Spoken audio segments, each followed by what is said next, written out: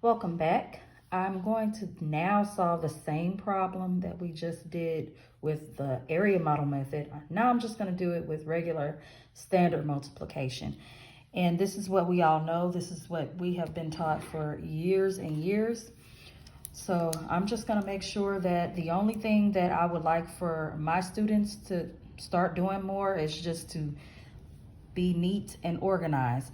Your place values lined up. This is our ones, our tens, and our hundreds. Always make sure your place values lined up. If your work is sloppy, you're going to get probably the wrong answer. You don't want everything squished in.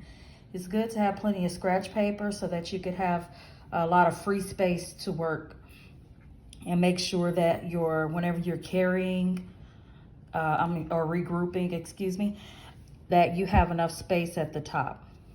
All right, so that being said, let's go ahead and begin. And remember, pause, rewind, do whatever you need to.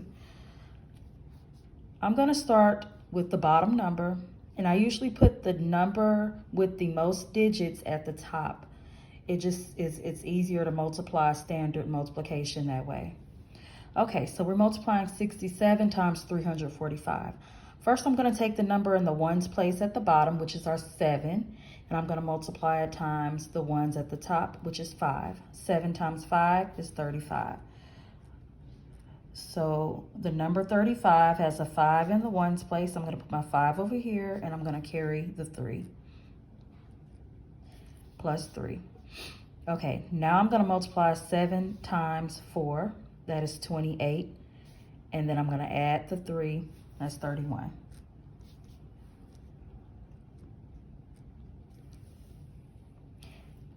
Okay, next, 7 times 3 is 21, plus 3 is 24.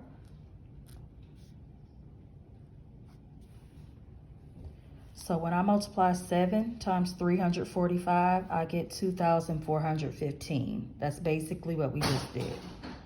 Now that we multiplied the 7, go ahead, and I always tell my students, we all know we're going to cross out the 7. We're done multiplying with that. And we're going to also cross out our top numbers that we regrouped. Now we're going to focus on the 6. Our 6 is in the tens place, not the ones place. So that is the reason why we need to go ahead and put a 0 here, because now we're multiplying by multiple of 10. We're actually multiplying a 60 because it's in the tens place. So a lot of us like to call this the placeholder 0, and that's fine, but just know why, because you're multiplying by the tens place. That's why you put the 0 there. Okay, 6 times 5 is 30. I'm going to put a 0 here and carry a 3. Make sure you're not carrying to the wrong number. If I'm multiplying 6 times 5, I want to carry to the next number over, which is above the 4. Now, 6 times 4 is 24, plus 3 is 27. And I'm going to carry the 2 to the next place value over, to the left. 6 times 3 is 18, plus 2 is 20.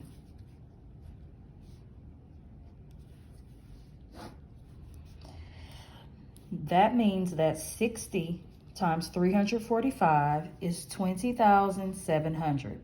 Now we're just going to add our partial products.